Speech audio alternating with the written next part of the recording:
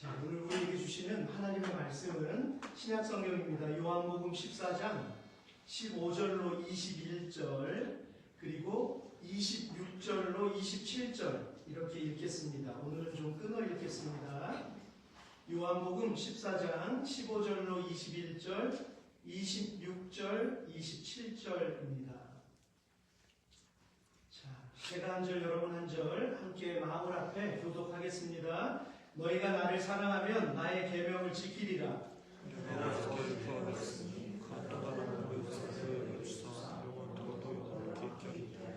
그는 진리의 영이라 세상은 능히 그를 받지 못하나니 이는 그를 보지도 못하고 알지도 못함이라. 그러나 너희는 그를 아나니 그는 너희와 함께 거하심이요 또 너희 속에 계시겠음이라. 내가 너희를 거하지 못하지 아니하고 너희에게 오리라. 조금 있으면 세상은 다시 나를 보지 못할 것이로되 너희는 나를 보리니 이는 내가 살아있고 너희도 살아있겠습니다.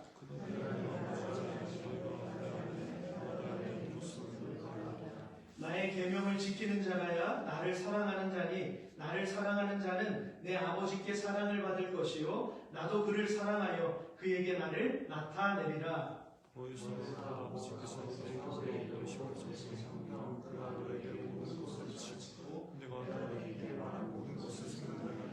같이 읽겠습니다. 평안을 너희에게 끼치노니 곧 나의 평안을 너희에게 주노라. 내가 너희에게 주는 것은 세상이 주는 것과 같이 아니하니라. 너희는 마음에 근심하지도 말고 두려워하지도 말라. 아멘. 자, 오늘 함께 읽은 본문을 통해서 성령을 부인하는 자들이란 제목으로 주의 뜻을 나누도록 하겠습니다.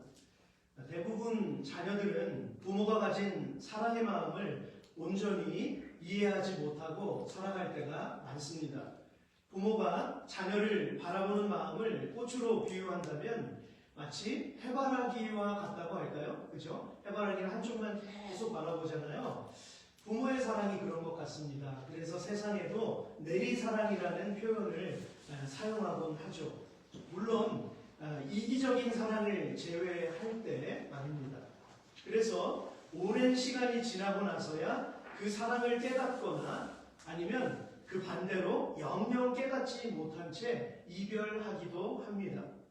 우리는 예수님께서 말씀해 주신 탕자의 비유를 통해서 하나님의 사랑이 얼마나 크고 놀라우신지를 우리가 깨달을 수 있는데요. 부유한 아버지에게 두 아들이 있었습니다. 첫째 아들은 묵묵히 일을 감당하면서 장남으로서의 책임을 최선을 다해 행하지만 둘째 아들은 온통 아버지의 재산밖에는 관심이 없었고요. 급기야는 아버지를 조르고 졸라서 자기 몫을 챙겨가지고는 먼 외국으로 떠나버리고 맙니다. 세월이 지났습니다. 둘째 아들은 가지고 있던 모든 재산을 잃어버린 채 어떤 사람의 농장에 가서 돼지를 돌보는 일을 하게 되죠.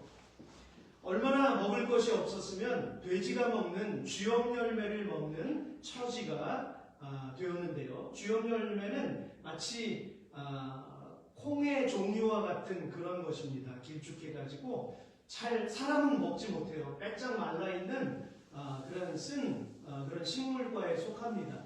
그런데 먹을 것이 없으니까 그것마저도 식용으로 사용했다라고 하는 거죠.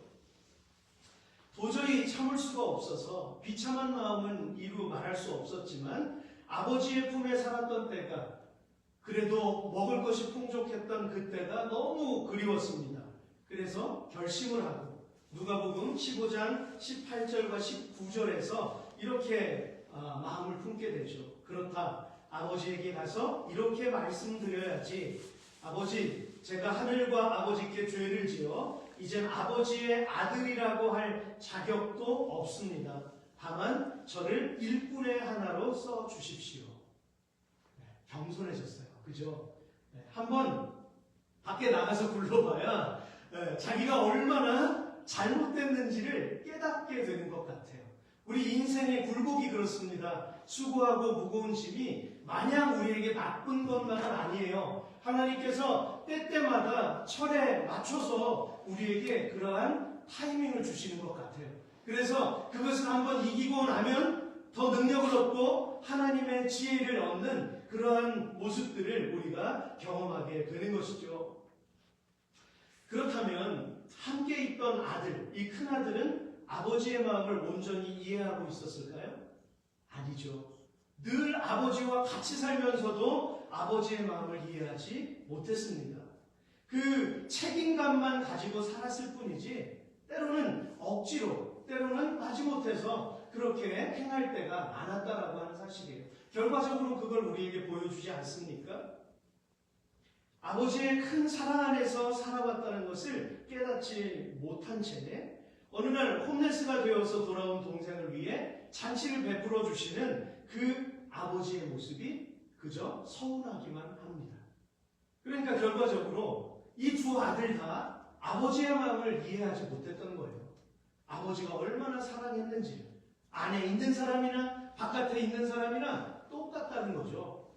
여러분, 우리 교회 안에 머문다 할지라도 어쩌면 우리의 모습이 하나님의 사랑을 100만 분의 1이라도 깨닫지 못할 때가 너무나도 많다는 거예요. 그래서 정죄하고, 그래서 다른 사람의 겉모습만 보고, 또 내 거칠에만 신경 쓰다가 우리 인생의 시간들을 놓칠 때가 너무나 많다는 사실입니다. 그래서 우리 믿는 성도들은 하나님의 사랑을 깨닫는 데 주력해야 할 줄로 믿습니다. 그 사랑이 얼마나 크고 놀라운 것인지. 밤새도록 주님과 함께 있어도 전혀 지치지 않고 주님의 사랑이 정말로 내 안에 사무쳐서 주님과 일생을 살아가는 것이 전혀 아깝지 않은 그러한 삶이 되어야 할 줄로 믿습니다. 주님은 사랑이시기 때문에. 주님은 그 사랑으로 십자가를 지셨어요. 십자가에 못이 박힌다는 거 끔찍하잖아요. 채찍을 맞는다는 거 도저히 상상할 수 없습니다. 패션 오브 더 크라이스트 보셨어요? 그것이 고증을 통해서 실제로 예수님이 당했던 것을 보여준 영화입니다. 그래서 그 영화 가운데에서 실제로 스태프들이 하나님 앞에서 거듭나는 역사가 끊임없이 일어났다고요. 그리고 그 예수 그리스도의 역할을 맡았던 그 주인공은 복음 증거자가 되었습니다. 여러분, 놀랍지 않습니까? 예수 그리스도의 십자가를 묵상하면 묵상할수록 그것이 우리에게 짐이 아니고 그것이 아픔이 아니고 우리에게 큰 사랑의 열매라고 하는 것을 우리는 깨달을 수 있어요. 채찍 끝에 철조각이 달려 있습니다. 그래서 그걸로 예수님의 등을 한번 내려치고 그것을 빼낼 때 살점이 뜯겨져 나가는 그러한 고통을 예수님께서 받으신 거예요. 그 사랑은 저와 여러분들을 위한 사랑입니다. 할렐루야. 네. 그런데 그 예수님의 사랑을 우리가 부활절이나 고난주간에만 조금 집중하는 듯 하다가 평상시에는 잘 묵상하지 못할 때가 너무나 많다라는 사실이에요.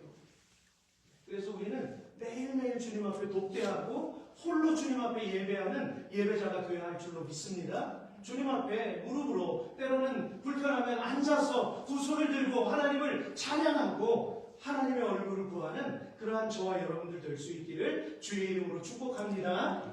네, 그 예배자를 찾으십니다. 네.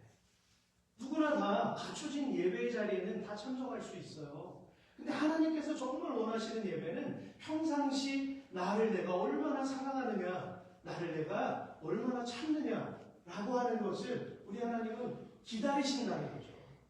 네.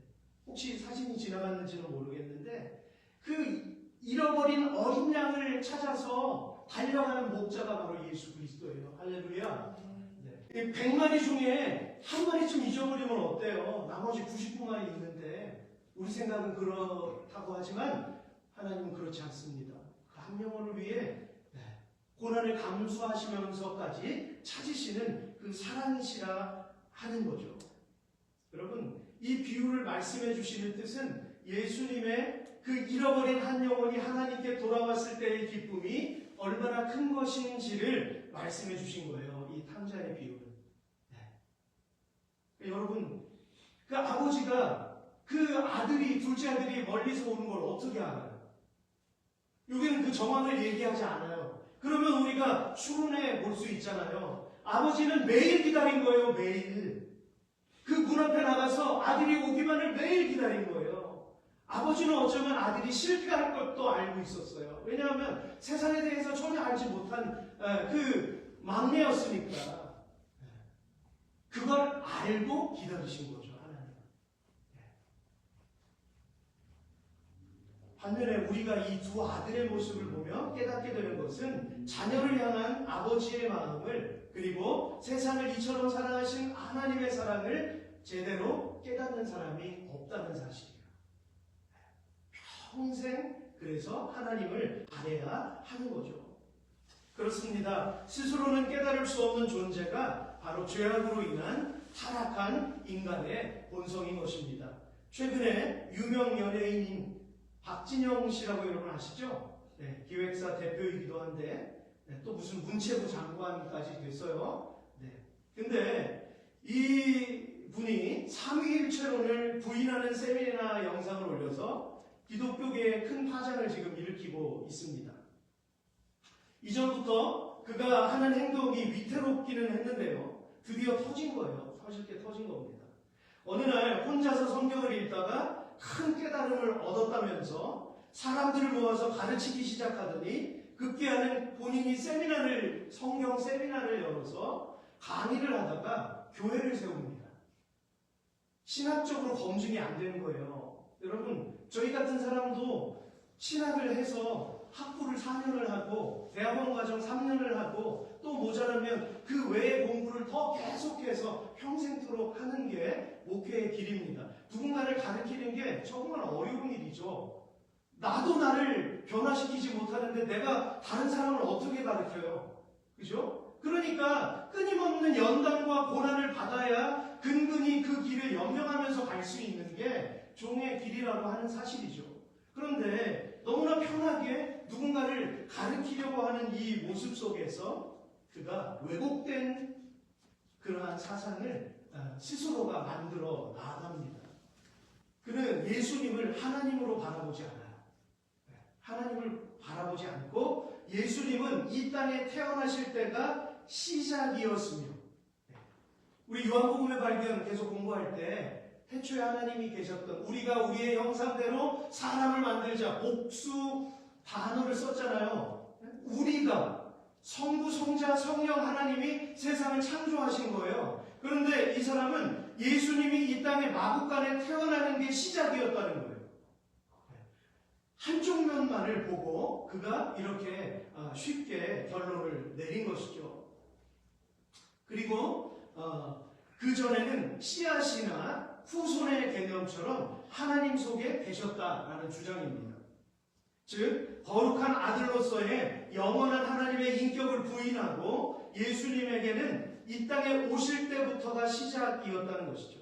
이렇게 주장하는 이유가 아버지 하나님과 예수님이 완전히 똑같다면, 그러니까 하나님으로서 똑같다면 아들이 필요 없다. 두 분은 본질이 하나가 아니라 단지 뜻과 목적이 같은 두 하나님이다 라고 그의 이론을 내세웠습니다.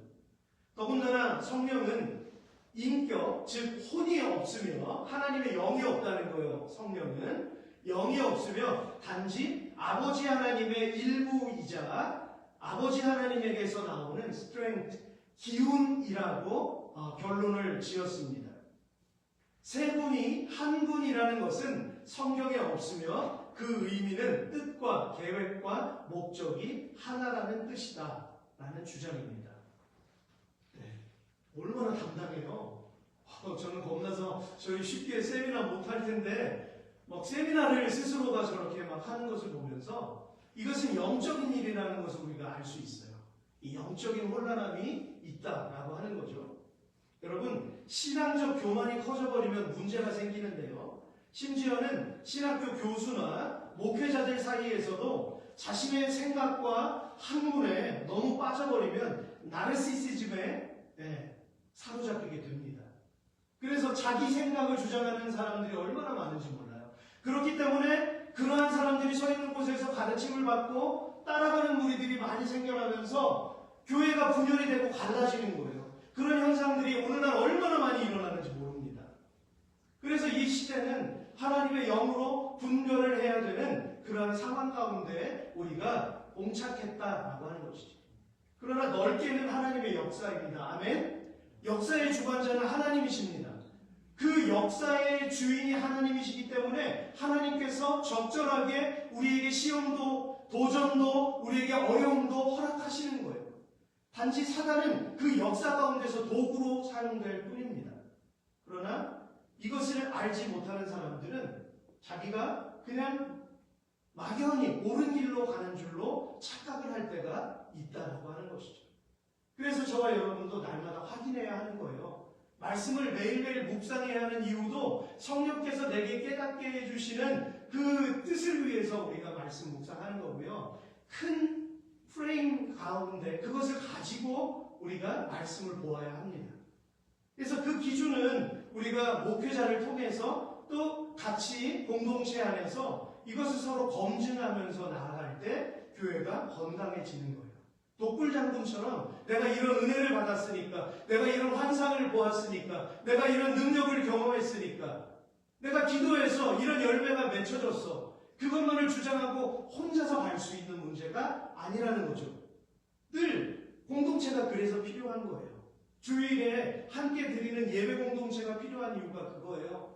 제가 금요일날 나누었던 부분이 있는데 가나안 성도가 200만 명이 넘는다고 했어요. 교회에 참여하지 않고 그냥 인터넷으로만 예배하는 데서 딱 멈춰 있는 것. 근데 그건 건강한 교회가 아닙니다.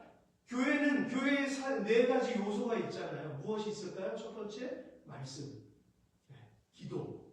그 다음에 또 뭐가 있을까요? 봉사. 그 다음에 교제. 릴레이션십이 필요하죠, 우리에게. 펠로우십이 필요합니다. 그래서 이것이 없이는 건강한 교회로 성장할 수 없다라고 하는 것을 우리는 확인할 수 있어야겠습니다. 그러면 왜 이런 문제들이 역사마다 때때마다 왜 발생하는 것일까요? 예수님의 제자들인 사도들로부터 전해진 교회의 신앙 고백과 전통적인 말씀 해석이 있는데 그것을 부인하기 때문입니다. 전통적인 말씀 해석은 예수님의 제자 12사도, 그 밑에 제자들 속사도, 그 밑에 제자들 속사도 교부. 여기에서는 이 다음 장면 한번 넘겨주시겠어요? 네, 한번 다음 장면 또 넘겨주세요. 네. 속사도의 제자가 교부인데 속사도 그 중간에 속사도 교부가 있습니다. 그러니까 속사도에게 바로 배운 교부, 그 다음에 그 교부들에게 배운 이 맨 밑에 있는 교부들, 그리고 그 다음에는 다크에이지가 쭉 이어졌어요. 중세 암흑기가 계속 이어졌습니다. 혼란스러웠던 시절. 그러다가 종교개혁자들이 말씀 안에 바로 서면서 이 사도들의 신앙 고백이 그 다음부터 계속 또 지금까지 이어져 왔다는 사실이에요. 전통적인 예수님께로부터 받았던 그 말씀, 그것을 우리가 지금 고수하고 지켜내고 있는 것입니다. 우리 교회들이 개혁교회인 거예요. 그래서 직접 보고 듣고 배우는 것, 이게 중요하죠. 더군다나 보혜사 성령께서 그들에게 임하셔서 그들이 예수님께로부터 전수받은 말씀들이 정확한 것임을 확인시켜 주셨다는 사실인데요. 예를 들자면 베드로가 성령의 충만함을 받고 거리로 뛰쳐나가서 복음을 전합니다. 긴 설교를 하잖아요. 그때 성령 충만함을 동일하게 받았던 3,000명의 회심자들이 생겨납니다. 그 후에는 5,000명의 회심자가 생겨나고요. 이것이 누구의 능력입니까? 성령 하나님의 능력인 거예요. 그래서 말씀을 성령 하나님께서 확인시켜 주신 것입니다. 이들이 예수 그리스도의 정확한 제자임을 성령 하나님이 확인시켜 주신 거예요. 그래서 때때마다 성령의 부흥 운동이 일어나서 5대양 6대주에서 곳곳에서 그 부흥의 물결이 파도쳤잖아요. 그것은 바로 성령께서 행하신 일이에요. 그 말씀이 성령 안에서 역사하셨을 때 이러한 일들이 일어났다고 하는 거죠. 저와 여러분들도 그 부흥의 열매들인 것입니다. 아멘? 네, 우리 부모 세대, 할아버지, 할머니 세대의 그 부흥의 은혜를 우리가 그대로 받아서 누리고 있는 거예요. 사실 우린 개척자가 아니에요. 그분들이 피와 땀을 흘리고 눈물을 흘리고 철야를 하고 고통을 받고 핍박을 받고 순교자의 길을 걸어가면서 지켜냈던 그 복음의 자유를, 그 능력을 우리가 힘입고 살아가는 거예요. 그러니까 우리는 이 은혜를 계속 이어가야 할 줄로 믿습니다. 절대로 잃어버려서는 안 될 것입니다. 이 박진영 씨의 문제는 바로 이러한 맥락입니다. 교회 역사 속에서 그의 이론과 같은 생각을 가진 이단들이 있었을까요? 없었을까요? 많았어요. 오해할 소지가 있는 부분이기 때문에 사람들이 사람의 지식에만 머물러 있었을 때 이런 오류를 범했다라고 하는 것입니다. 다시 앞으로 돌려주세요. 앞으로. 아까 그 사람 얼굴 있잖아요. 아리우스. 네.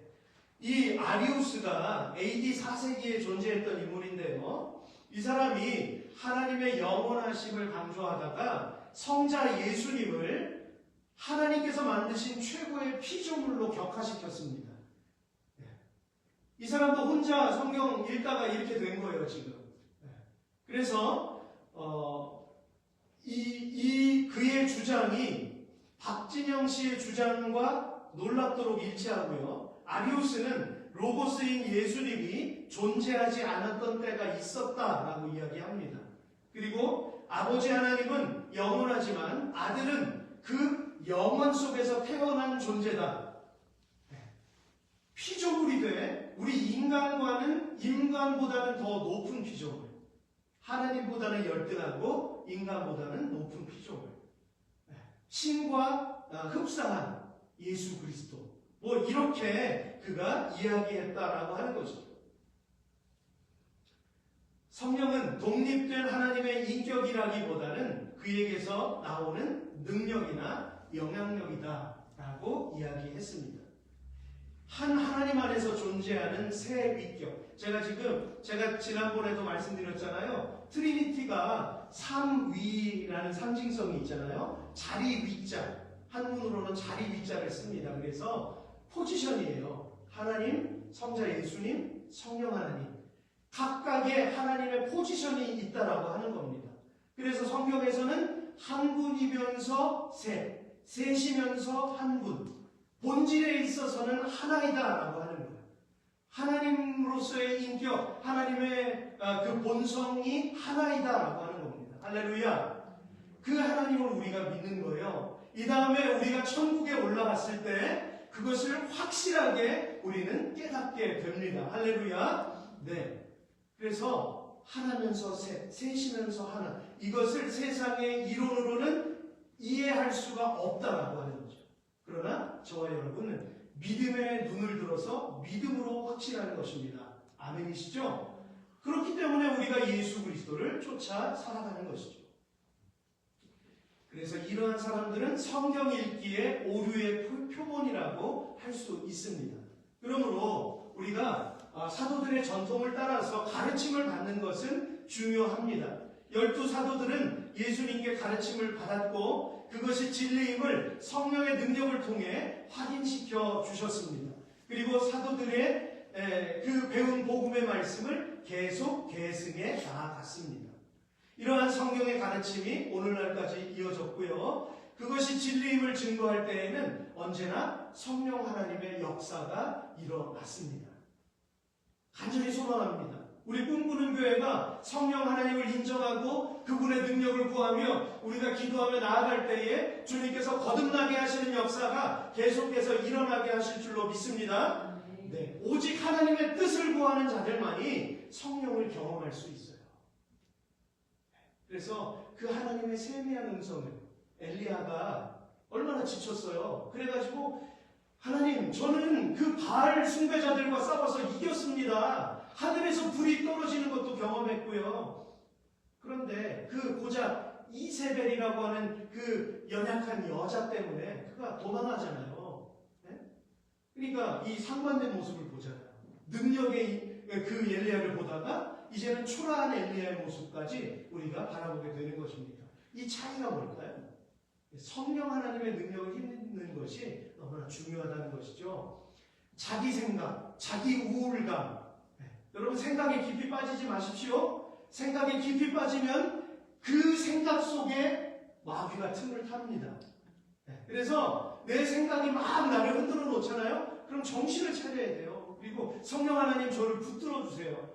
내가 하나님의 말씀 붙들고 성령의 생각에 사로잡힐 수 있기를 소망합니다. 그래서 하나님의 그 마음을 품고 기도해야 하는 것입니다. 내 생각으로는, 내 의지로는 아무것도 할 수가 없습니다. 그래서 우리가 부흥사경회를 하기 전에 우리가 이렇게 기도하는 이유도 그거예요. 왜 한 달 전부터, 두 달 전부터 이렇게 워십팀이 연습을 하고 왜 이렇게 기도를 하는가? 하나님 그 과정을 기뻐하시거든요. 이 과정을 통해서 하나님께서 마음에 품으신 뜻들을 계속해서 나타내신다라고 하는 것입니다. 우리가 볼 때는 뭐가 일어나지 않는 것 같아도 하나님은 일하십니다. 하나님은 계속 일하고 계세요. 그러므로 예수님께서는 요한복음 14장 26절에서 이렇게 말씀하신 바 있습니다. 그러나 보호자 곧 아버지께서 내 이름으로 보내실 성령께서 너희에게 모든 것을 가르쳐 주시고, 말씀하시잖아요. 성령께서 가르쳐 주시고 내가 너희에게 말한 모든 것을 생각나게 하실 것이다. 아멘. 사망의 음침한 골짜기로 우리가 걸어갈 때 말씀이 불현듯 생각이 나는 거예요. 그 말씀은 성령께서 내게 주시는 것입니다. 그래서 그 말씀 붙들고 기도하는 것입니다. 그래서 승리하는 거예요. 내 의지로는 승리할 수가 없습니다. 말씀 붙들고 기도하는 거예요. 오늘 본문은 예수님께서 십자가를 지시기 바로 직전 제자들과 나누신 다락방 설교의 중심 내용입니다. 제자들은 갑자기 떠나신다는 예수님의 말씀을 듣고는 불안과 절망에 빠졌는데요. 예수님께서는 그런 제자들에게 성령 하나님을 보내시겠다고 약속하셨습니다. 그렇다면 성령을 약속하신 동기는 무엇 때문이었을까요? 그것은 바로 오늘 네 가지로 요약할 수 있는데요. 첫째로 따라서 하겠습니다. 제자들을 고아처럼 버려두지 않기 위해서. 고아처럼 버려두지 않기 위해서입니다. 본문 18절에 내가 너희를 고아와 같이 버려두지 아니하고 너희에게로 오리라. 아멘. 여러분, 사람의 몸을 입고 오신 예수님은 시간과 공간의 제약을 일시적으로나마 받으셨지만 영으로 오실 성령 하나님은 믿는 자 안에 주님의 나라 이를 때까지 영원토록 거하실 수 있기 때문입니다. 그래서 성령을 우리에게 주신 거예요. 성령 하나님이 우리 안에 임재하신 것입니다. 또한 다른 의미로 예수님께서는 육체적으로 떠나시지만 성령을 통해서 제자들과 영원히 끊어지지 않는 영적인 친밀함과 동행을 유지하기 위한 약속이었던 것입니다. 마찬가지로 오늘 저와 여러분들도 성령과 동행해야 함은 마치 영적인 고아와 같이 힘겨운 삶을 살지 않기 위함입니다.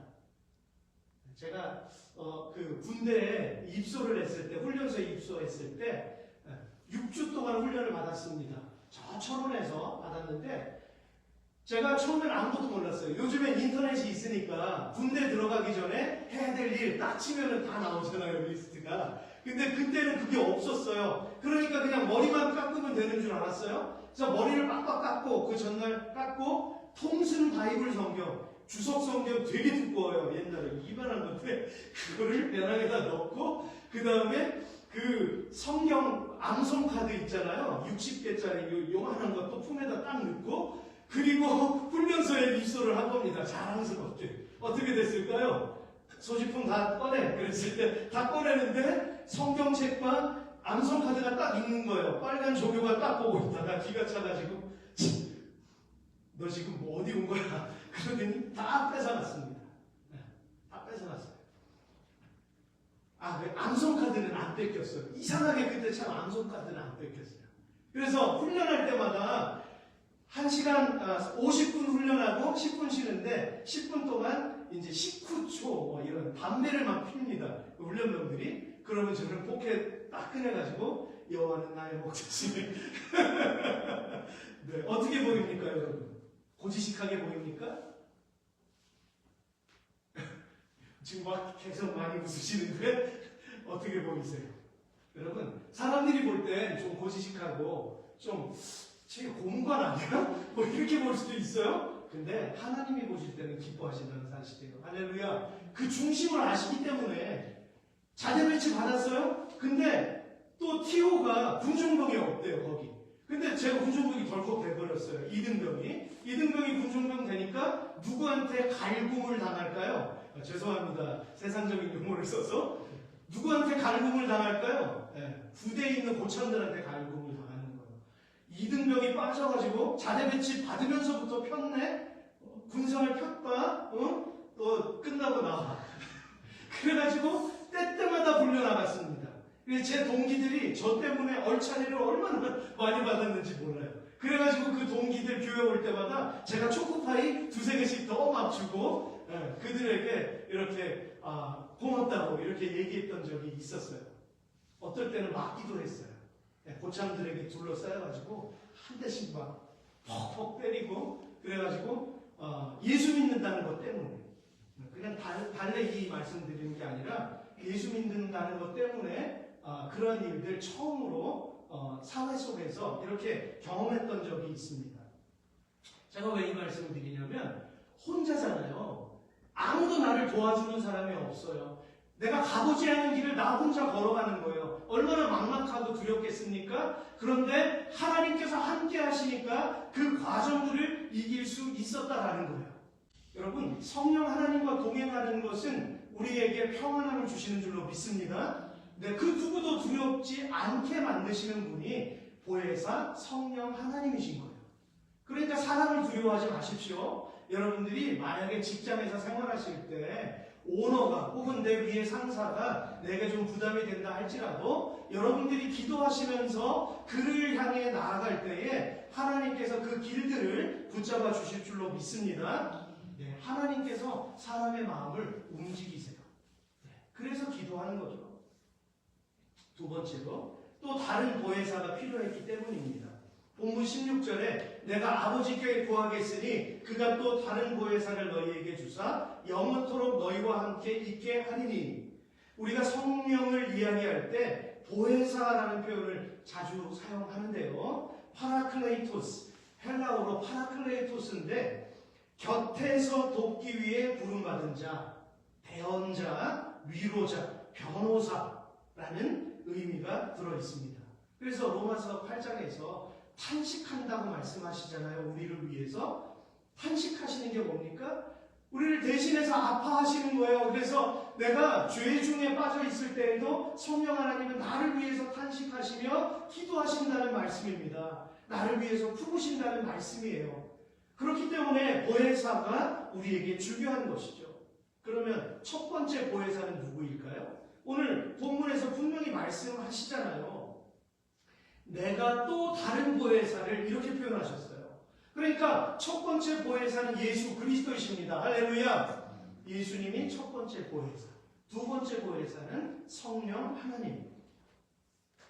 바로 육신으로 이 땅에 오신 예수님 자신이 첫 번째 보혜사셨습니다. 그러므로 예수님이 떠나신 후 제자들에게는 예수님과 똑같이 그들을 보호하고 변호하며 이끌어줄 또 다른 보혜사가 필요했기 때문에 성령을 보내주신 것입니다. 세 번째로 진리를 깨닫고 기억하게 하시기 위함입니다. 본문 26절 보혜사 곧 아버지께서 내 이름으로 보내실 성령 그가 너희에게 모든 것을 가르치시고 내가 너희에게 말한 모든 것을 생각나게 하리라. 아멘. 우리는 핍박의 시대가 오면 어떻게 하지? 이런 고민할 때 있잖아요. 윤식사님 그죠? 내가 만약에 우리가 사는 당대의 환난의 때가 오면 나는 과연 어떤 모습으로 살아가게 될까? 이런 고민할 때가 있어요. 그런데 오늘 성령님 분명하게 말씀하십니다. 염려하지 말라는 거예요. 너희에게 필요한 말씀을 내가 생각나게 하리라. 내가 너희와 항상 같이 하리라. 라고 이렇게 우리에게 확신을 주시는 것입니다. 예수님께서 제자들을 부르신 이유가 무엇입니까? 그분 혼자서 일하시지 않고 제자들을 가르치고 훈련시키신 이유는 교회에 주신 사명이 있었기 때문입니다. 저와 여러분들을 사랑하게 하시는 이유는 교회에 사명이 있기 때문인 줄로 믿습니다. 우리를 마귀에게 빼앗기지 않게 하시는 분명한 이유인 거예요. 하나님의 교회를 세우게 하시기 위해서, 지켜내게 하시기 위해서. 그러나 제자들은 처음에 주님의 말씀을 완벽하게 이해하지 못했고요. 진리의 영이신 성령이 임하시면 예수님의 가르침을 깨닫고 십자가와 부활의 진리를 기억해야만 했습니다. 이것이 바로 오늘 저와 여러분이 성령을 구하는 이유라고 하는 것 꼭 기억해야 합니다. 제자들과 똑같은 패턴으로 우리는 살아가고 있는 거예요. 제자들이 간절히 기도했던 것처럼 우리도 간절히 기도할 때 성령의 충만한 임재가 우리 가운데 있게 되는 것이죠. 그래서 우리 삶이 변화되고 먼저는 내가 변화됩니다.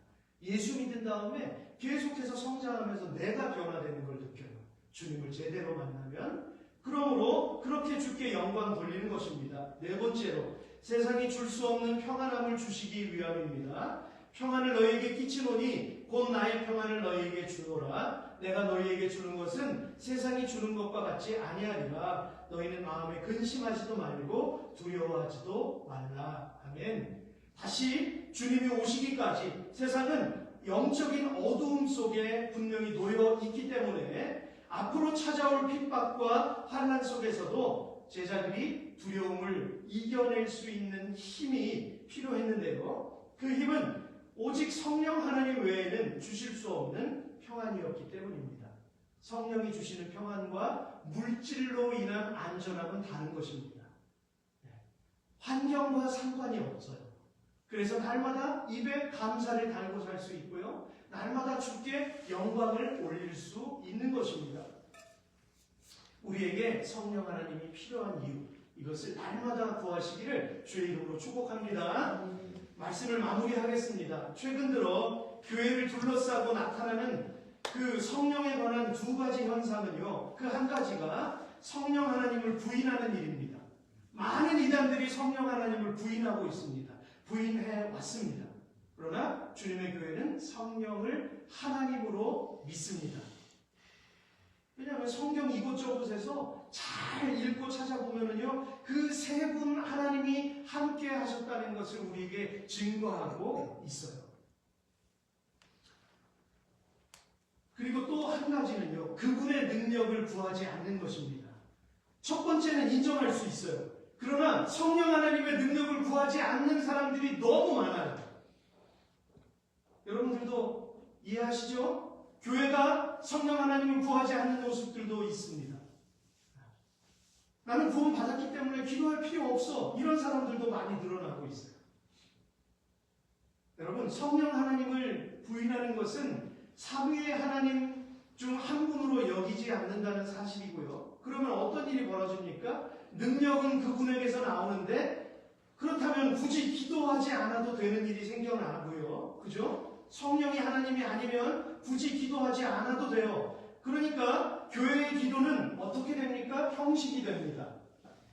여러분, 제가 왜 이 말씀을 드립니까? 복음을 위해서는 성령을 구해야 합니다. 아멘이시죠? 복음이 온 유대와 사마리아와 땅끝까지 전해지려면 성령 하나님의 능력이 필요하기 때문에 성령을 구해야 하는 거예요. 그런데 교회가 예배 때, 기도할 때 성령을 구하지 않으면 이 일은 절대로 일어나지 않습니다. 그리고 오히려 믿음이 퇴보할 수밖에 없는 것이죠. 영적인 능력을 잃어버리니 하나님의 임재를 경험하지 못한 채 거듭남의 역사가 실종되는 것입니다. 성도 여러분, 교회 안에 이토록 영적인 혼란이 일어나는 이유가 무엇일까요? 사탄은요, 어떻게 해서라도 주님이 제자들에게 약속하셨던 천국에 들어가지 못하도록 계속 끄잡아 당기는 겁니다. 계속 끄집어 내리는 거예요. 자기들만 그 수월의 구덩이, 영원한 지옥으로 던져지는 것이 싫은 거예요. 그래서 우리를 계속 그 불구덩이로 잡아 끄는 것입니다. 그런데 만약 그러한 일에 목회자가 동조한다면, 그 일에 성도들이 장애물이 된다면 어떻게 될까요? AD 325년에는 성자 예수님과 성령 하나님을 부인한 이 아리우스라는 사람의 문제 때문에 그 전까지는 모든 교회의 연합적인 회의와 어떤 하나님 앞에서의 신앙 고백을 집대성하기 위해 모였던 적이 없었어요. 사도들의 신앙 고백은 계속 의례적으로 물려져 왔지만 전체 교회가 모여가지고 이단 문제 때문에 공적인 신경을 같이 든든하게 세웠던 적은 이때가 처음이었습니다. 그래서 니케아라는 지역에서 니케아 회의가 열렸는데요. 성자 예수님과 성령 하나님을 부인한 아리우스의 문제 때문에 제1차 공의회에서 이단으로 이 사람을 배격합니다. 그리고 삼위일체 교리를 지켜내기 위해 세워놓은 공적인 신앙 고백인 것이죠. 원본에 이런 부분이 있어요. 성자가 존재하지 않았던 때가 있었다라고 말하거나 나기 전에는 계시지 않았다라고 말하거나 무에서 아무것도 없는 것에서 생겨났다라고 주장하거나 성자가 다른 본질에서 왔다라고 주장하는 자들을 공교회는 파문한다. 그래서 이단으로 정죄를 했습니다. 오늘 저와 여러분은요, 성경 말씀을 가볍게 여기는 세대를 살아가고 있어요. 자신의 생각이나 감정대로 말씀을 해석하고 지식의 함정에 빠져서 너무나 많은 죄를 짓고 살아갑니다. 스스로는 죄가 아니라고 생각할지 모르지만 하나님 앞에 진리를 왜곡하는 것은 엄중한 죄라고 하는 것을 우리는 기억해야 합니다. 그러나 오늘 말씀을 분명하게 기억하시기 바랍니다. 마태복음 3장 16절과 17절에서 삼위의 하나님이 함께 하시는 장면이 나오는데요. 예수께서 세례를 받으시고 곧 물에서 올라오실새 하늘이 열리고 하나님의 성령이 비둘기같이 내려 자기 위에 임하심을 보시더니 하늘로부터 소리가 있어 말씀하시되 이는 내 사랑하는 아들이요 내 기뻐하는 자라 하시니라. 아멘. 어떻습니까? 성삼위의 하나님이 한자리에 함께 하셨습니다. 예수께서 광야로 기도하러 떠나셨을 때 성경에는 어떻게 표현합니까? 성령께서, 분명히 성령께서 예수를 광야로 내모신지라 이렇게 표현하고 있어요. 성령이 기운입니까? 성령이 기운 아니에요. 그냥 어떤 하나님에게서 나오는 어떤 능력이나 기운으로 치부하는데 독립적인 하나님이신 거예요. 그래서 예수님을 그렇게 광야로 내모신 분이 바로 성령 하나님이시라는 거예요. 빌립이 에디오피아 내시를 광야에서 만나게 된 이유가 뭡니까? 성령 하나님이 빌립을 광야로 내모신 거예요. 그래서 그가 광야로 가서 한 사람에게 세례를 베푸는 이러한 역사가 일어났던 것이죠. 저와 여러분도 성령 하나님의 이끌림을 받아야 합니다. 그래서 그것이 간증이 돼야겠어요. 즉 예수님께서 세례를 받으실 때 성자는 물 위에 계셨고 성령은 비둘기처럼 예수님 머리 위에 임하셨고 공중에서는 하나님의 음성이 성부 하나님의 음성이 들렸습니다. 이는 내 사랑하는 자요 내 기뻐하는 자다. 내 사랑하는 아들이다. 이렇게 말씀하신 것이죠. 그리고 이것은 삼위의 하나님이 서로 다른 그 포지션, 위격으로 한순간에 동시에 나타나신 대표적인 사건인 것입니다. 사랑하는 성도 여러분, 언제나 간절한 마음을 품고 성령 하나님의 임재와 능력을 구하실 수 있기를 주의 이름으로 축복합니다.